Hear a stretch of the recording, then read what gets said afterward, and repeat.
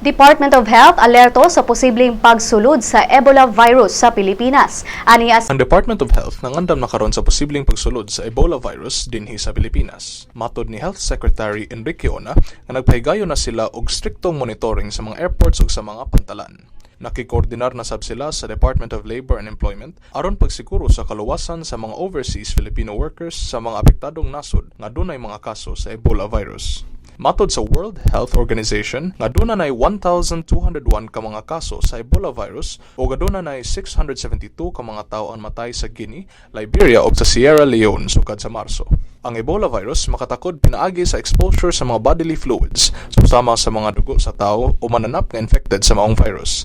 Makatakod usab kini pinaagi sa hugaw sa tao, pangabutang nga kontaminado sa virus susama sa mga dagom, mga linens ug uban pang mga kasangkapan nga nahikapan o dunay kalambigitan sa mga kontaminadong pasyente. Lakip na usab ang mga na-expose nga mga patayng lawas nga infected sa maong virus. Samtang lakip sa mga sintomas sa maong virus mao ang hilanat, labad sa ulo, rashes ug kalibanga nga masinati gikan sa duha ngadto sa 21 ka adlaw.